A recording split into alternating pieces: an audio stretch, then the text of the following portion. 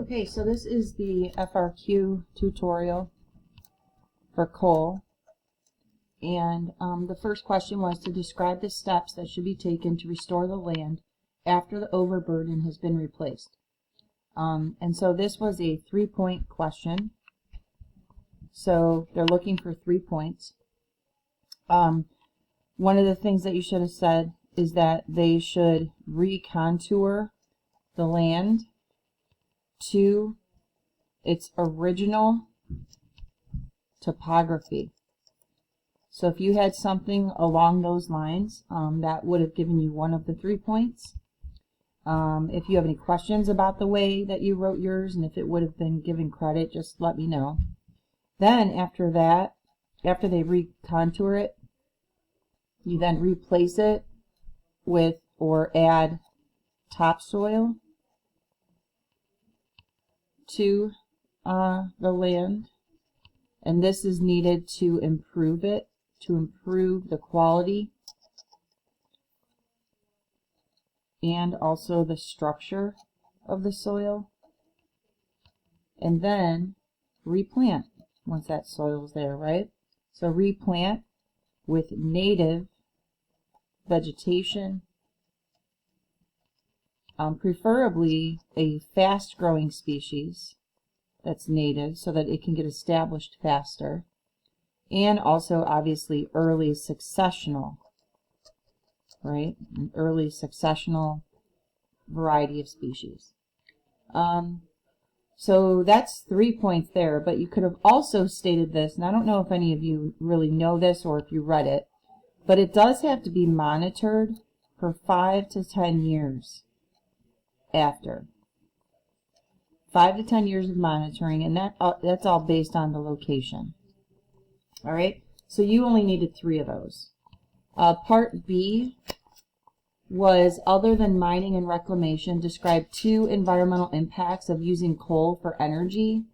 So one thing you could have stated was something like acid rain, but you had to describe it, you know? You have to describe it. So there would be acid rain, and the way that is formed by sulfuric acid being deposited,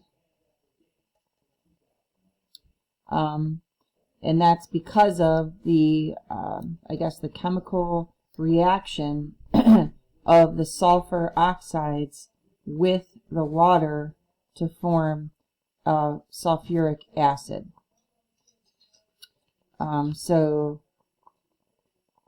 that's the equation for that. Now this also could be acid rain from nitrous oxide as well.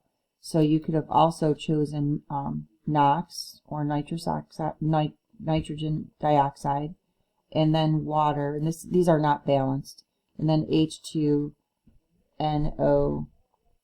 You know, and actually a safe way to do this, you guys, is to just put X's, because it's just a variety of like sulfur dioxide or sulfur trioxide, and then nitrous oxide, nitrous dioxide, and nitrous trioxide. So if you just put X's, that's safe, okay?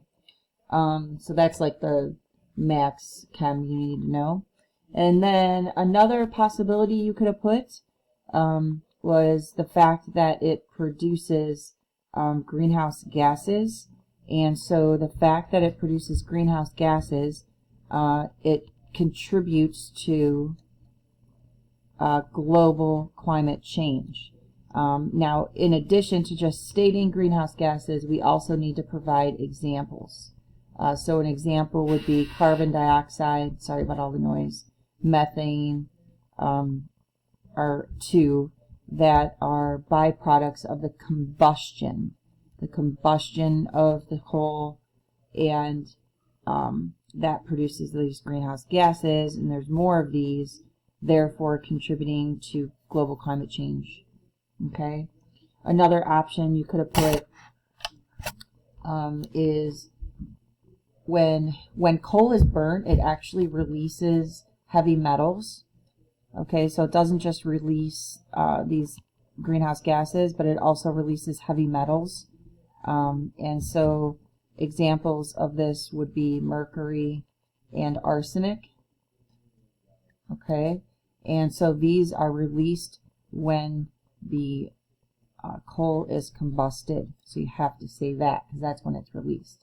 And that falls out, goes into the environment, and then these things can biomagnify.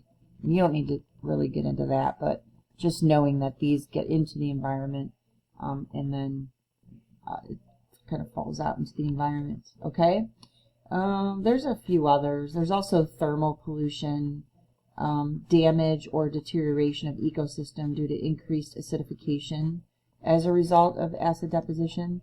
So, you know, this acid rain up here, that's the one example. But another possibility of that too is the damage it would do to an ecosystem. Now when you say damage, you don't want to just say damage. You want to say maybe degradation or deterioration of an ecosystem. And it's because of an increase in acidification, right? Okay. I think that's about it. All right, and that's it for the coal one.